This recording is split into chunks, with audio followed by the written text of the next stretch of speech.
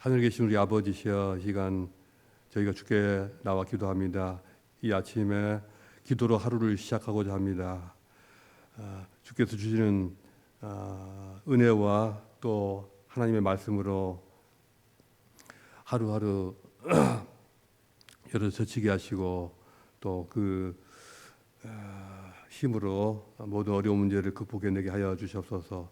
저희에게 해결해야 될 여러 가지 문제들이 있습니다. 그 문제들 하나님께서 열어 주시며 또 해결할 수 있는 방향까지 저희에게 보여주시옵소서. 저희가 할 수 있는 일은 저희가 볼 수 있는 것들은 너무나도 좁고 제한적입니다. 저희가 작은 문제들의 앞에서도 수시로 낙심하고 또 마음이 답답해하며 한 치 앞을 나갈 수 없는 저희들입니다. 이럴 때 주님을 보게 하시며 전능하신 하나님 그분을 의지하고 나가게 하여 주시옵소서. 저희 모든 교회 권속들 또 이 세대들이 전능하신 하나님 앞에 오늘 하루 무릎 꿇게 하시고 그 하나님 힘입어서 나가게 하여 주시옵소서. 감사하며 주의 말씀을 또 기대하오며 예수 그리스도 이름 기도합니다. 아멘. 자, 오늘 우리가 읽을 말씀은 요한계시록 4장 1절부터 11절까지입니다. 계시록 4장 1절부터 11절까지 함께 읽겠습니다. 이 일 후에 내가 보니 하늘에 열린 문이 있는데 내가 들은 바 처음에 내게 말하던 나팔소리 같은 그 음성이 이르되 이리로 올라오라. 이후에 마땅히 행할 일들을 내가 내게 보이리라 하시더라. 내가 곧 성령에 감동되었더니 보라 하늘에 보좌를 베풀었고 그 보좌 위에 앉으신 이가 있는데 앉으신 이의 모양이 벽옥과 홍보석 같고 또 무지개가 있어 보좌에 둘렀는데 그 모양이 녹보석 같더라. 또 보좌에 둘러 24 보좌들이 있고 그 보좌들 위에 24 장로들이 흰 옷을 입고 머리에 금관을 쓰고 앉았더라. 보좌로부터 번개와 음성과 우레소리가 나고 보좌 앞에 켠 등불 7이 있으니 이는 하나님의 7 영이라. 보좌 앞에 수정과 같은 유리 바다가 있고 보좌 가운데와 보좌 주위에 4 생물이 있는데 앞뒤에 눈들이 가득하더라. 그 첫째 생물은 사자 같고 그 둘째 생물은 송아지 같고 그 셋째 생물은 얼굴이 사람 같고 그 넷째 생물은 날아가는 독수리 같은데 4 생물은 각각 6 날개를 가졌고 그 안과 주위에는 눈들이 가득하더라.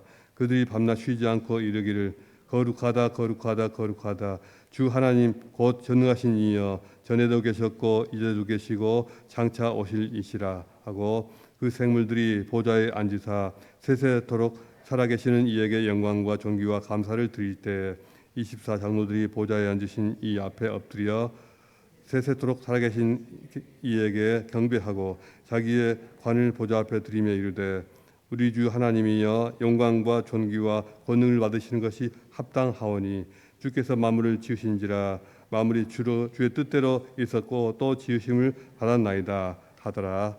아멘. 오늘 나눌 말씀의 제목은 어떤 안경으로 세상을 보십니까? 어떤 안경으로 세상을 보십니까? 7년 전에 돌아가신 제 아버님은 어린 시절부터 눈이 안 좋으셨습니다. 그래서 세상은 늘 뿌옇고 흐린 줄로만 알면서 어린 시절을 살아왔다고 합니다. 학교에 다니면서도 칠판이 안 보여서 선생님이 무슨 설명을 하고 있는지 알아들을 수가 없었다고 합니다. 그러다가 20살이 넘어서 처음으로 누군가의 손에 이끌려서 안경점에 가서 안경을 맞추고 안경을 끼고 밖에 나왔는데 세상에 이런 세상이 있구나. 세상이 이렇게 선명하고 아름다운 거여서 첫 번째로 그 놀랍고 또 흥분된 마음, 그리고 또 한 가지는 지금까지 이런 세상을 보지 못하고 뿌옇고 흐린 그런 세상만 봐왔다니 하는 그런 너무나도 억울한 마음, 그런 마음이 있었다고 합니다.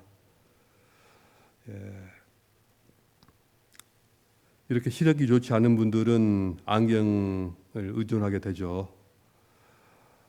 만약 안경이 잘 맞지 않고 안경에 어떤 금이 가거나 어떤 이물질이 잔뜩 끼어 있다면, 먼지가 씌어 있다면 어떻게 됩니까?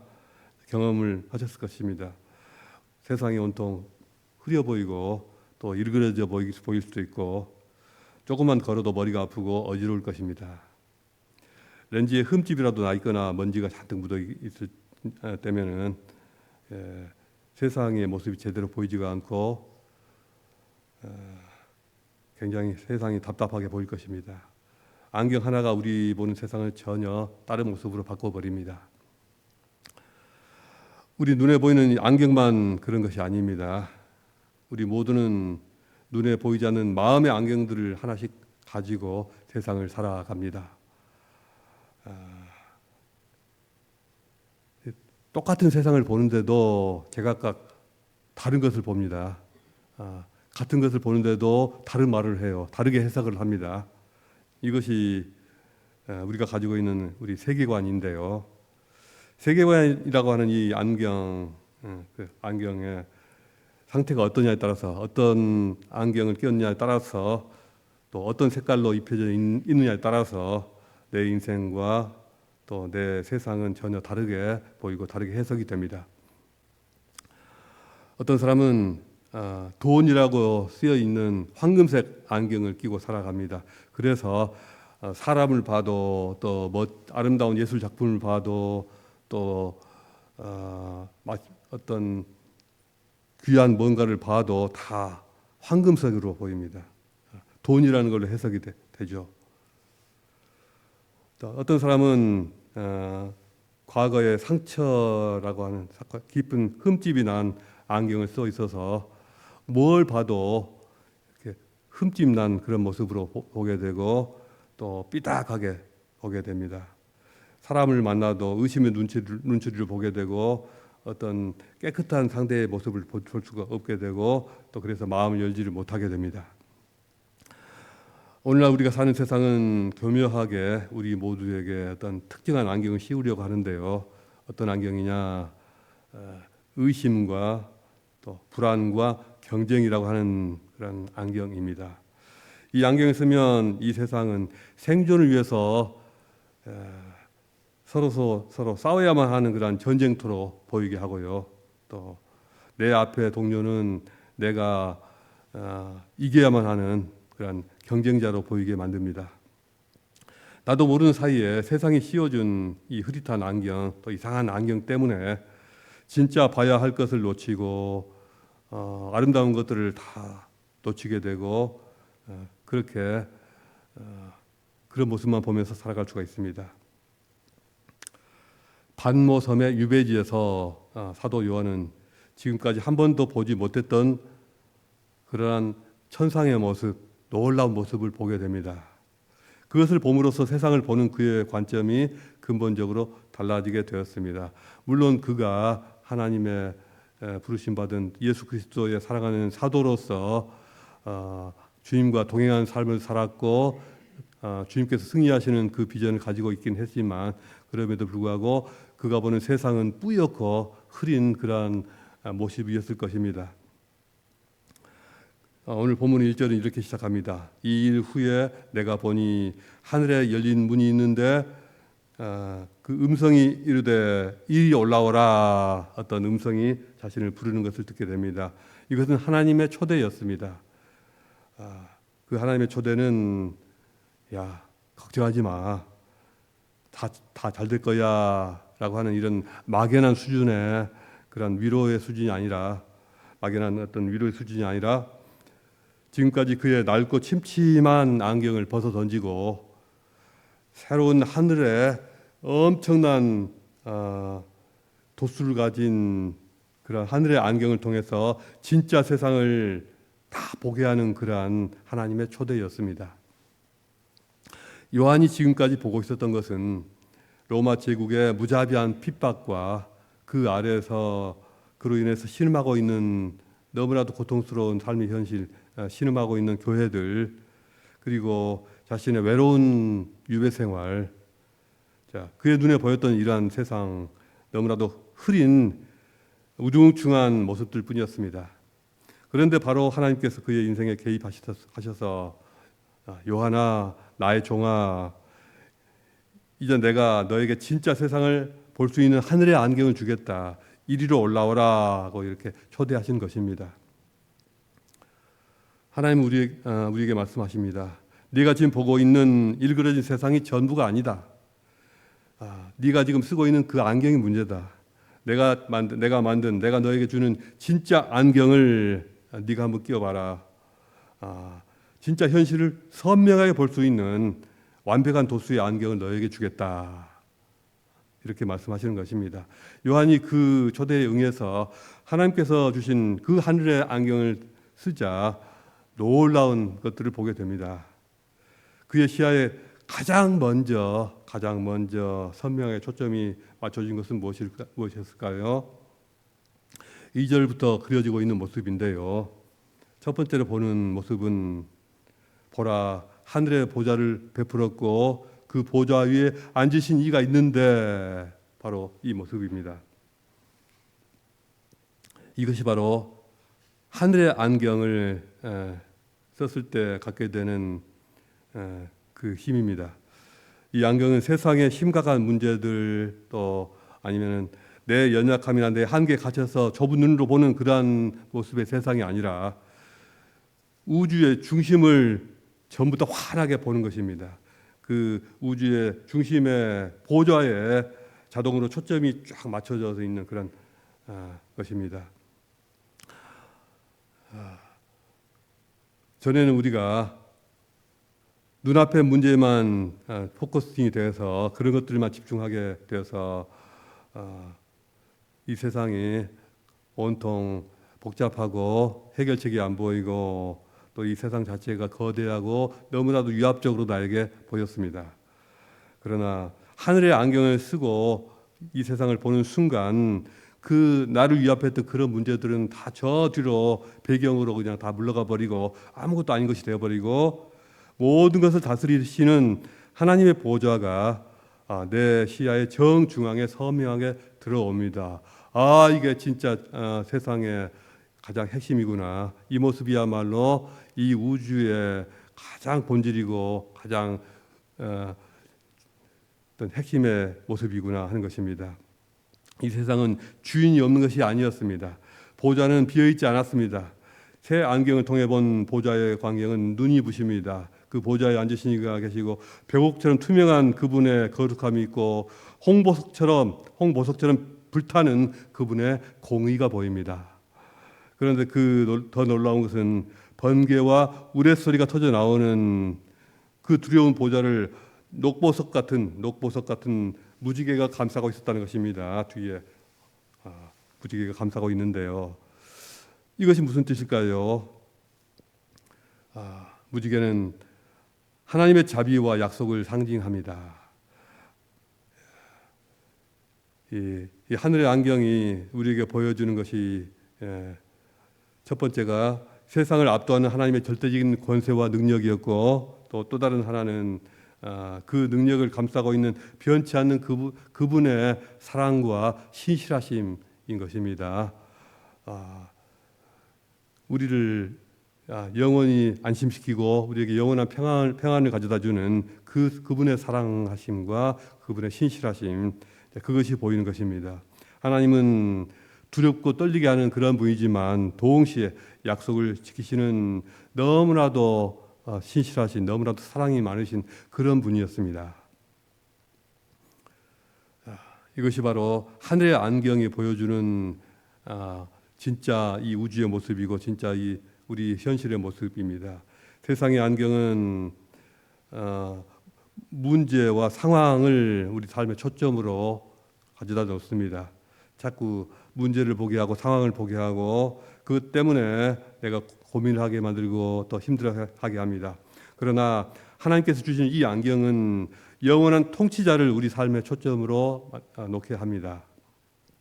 이 안경을 쓰는 사람은 인생의 여러 복잡한 문제들, 인생의 폭풍우를 보지 않는 것은 아니지만 그 폭풍우 너머에 보좌에 앉으신 하나님을 우리가 항상 볼 수 있기에 그렇게 두려워할 필요가 없고 흔들릴 필요가 없습니다.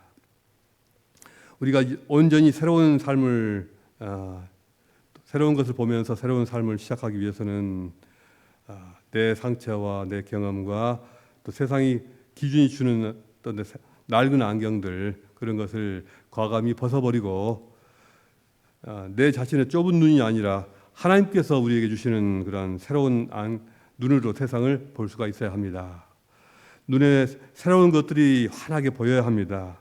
영적인 것들이 보여야 합니다. 우리 눈에 이런 것들이 보이지 않고서는 이렇게 우리 눈이 밝아지지 않고서는 우리가 세상과 똑같은 눈을 가지고서는 하나님께서 원하시는 그러한 삶을 살고 싶어도 잘 살 수가 없습니다.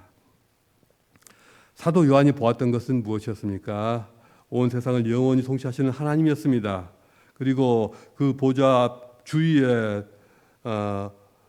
구원받은 모든 백성들이 24 장로들 그리고 모든 성도 모든 백성들이 밤낮으로 경배를 드리고 있는 모습이었습니다. 특히 24 장로들이 보여주는 행동은 놀라운데요. 큰 울림을 줍니다. 그들은 자신들의 영광과 승리를 상징하는 멸류관을 벗어서 보좌 앞에 던져드립니다. 이 땅이 주는 어떤 그런 안경을 가지고 내 자신의 시야를 가지고 보면 내 머리 위에 어떻게든 좋은 멸류관을 써서 그것을 뽐내면서 살고 싶은데 그것이 내 삶에서 가장 중요한 것 같은데 그래서 더 높고 화려한 멸류관을 얻으려고 그렇게 길을 쓰고 살아가는데 그걸 가지고서 내 가치를 증명하려고 하는데 그러나 하늘의 안경을 쓰고 보는 순간 관점이 완전히 바뀝니다. 하나님의 영광스러운 보좌를 선명하게 보고 나니 내 머리 위에 있는 멸류관이 얼마나 작고 보잘것없는 것인가, 초라한 것인가를 깨닫게 됩니다. 아니 그 멸류관조차도 내 힘으로 얻은 것이 아니라 보좌에 앉으신 분이 주신 그런 선물이라는 것을 알게 됩니다. 그래서 그 멸류관을 벗어서 기쁨으로 드리게 됩니다. 자연스럽게 그런 행동이 나오게 됩니다. 지금 요한이 보고 있는 이 모습이 이것이야말로 이 온 우주의 중심이었구나. 이것이 모든 삶과 모든 생명의 본질이었구나. 이것을 알게 되고 보게 되는 것입니다. 그리고 이것이 바로 진정한 자유입니다. 내 성공으로 나를 증명해야 하는 그러한 무거운 압박감에서 벗어나서 나를 만드신 분께 모든 영광을 돌리는 것이 삶에 있어서 진정한 기쁨과 진정한 의미가 되는구나. 이것을 다 보게 된 것입니다. 자, 그리고 11절에서 주께서 만물을 지으신지라 만물이 주의 뜻대로 지어 있었고 또 지으심을 입었나이다. 하나님께서 부여하신 새로운 안경을 가지고 보게 된 것은 첫 번째로 보좌에 계신 하나님이었고 그 주위에 24 장로들과 또 그분을 경배하는 모든 백성들이었고 또 피조 세계의 진정한 모습이었습니다. 피조 세계가 어디서 왔으며 무엇을 위해 있는지가 명확하게 보이는 것입니다. 우리는 우연히 지어진 존재가 아니라 우연히 있게 된 그런 존재가 아니라 하나님의 깊으신 뜻 안에서 목적을 가지고 지음받은 존재인 것이 다 환하게 보여진 것입니다. 하나님께서는 오늘 우리에게 이 하늘의 안경을 선물하기를 원하십니다. 이 안경을 끼고 세상을 보고 또 우리 자신의 삶의 모습을 볼 수가 있어야 합니다. 그럴 때 도저히 해결되지 않았던 그런 해결될 것 같지 않았던 삶의 문제들, 암담하고 너무나도 불투명했던 그런 모습들이 이게 아무것도 아니로구나. 보좌에 앉으신 전능자의 손 안에 있는 것이로구나. 그분 안에 있을 때 별것도 아니고 그냥 순간에 불과하구나, 이런 것들이 다 보여지게 됩니다. 또 도저히 사랑할 수가 없었던 그런, 용서할 수가 없었던 그런 사람들, 그런 문제들이 하나님께서 긍휼히 여기시는 그러한 영혼으로, 불쌍한 영혼으로 다 보이게 되고요. 무의미하게만 느껴졌던 오늘 하루가 창조주께 영광을 돌릴 수 있는 소중한 무대임을 다 절실히 느끼고 깨닫게 되고 감사와 찬양을 올리게 됩니다. 그러므로 매일 아침 눈을 뜰 때마다 우리 함께 기도하십시다. 하나님, 오늘도 세상이 주는 그런 낡은 안경이 아니라 지금까지 내가 쓰고 있었던 그러한 먼지가 가득한 그런 시력이 잘 나오지도 않는 그런 안경이 아니라 주님이 주시는 그 하늘의 안경을 끼고 살게 해주시옵소서. 그 선명하고 진실한 안경을 통해서 진짜 나의 현실을 보고 그 현실을 합당한 경배의 삶으로 살아가는 저와 여러분이 될 수 있기를 주님의 이름으로 축복합니다. 기도하겠습니다. 기도하실 때 우리의 눈을 환하게 만드시는 주님의 안경을 주시옵소서. 주님의 그 시력을 주시옵소서. 주님의 관점을 저희에게 허락해 주시옵소서. 우리 모두가 그 눈으로 이 세상을 보게 하시고 자신의 삶을 보게 해 주시옵소서. 이런 기도를 가지고 주님께 나가겠습니다. 자유롭게 기도하시겠습니다.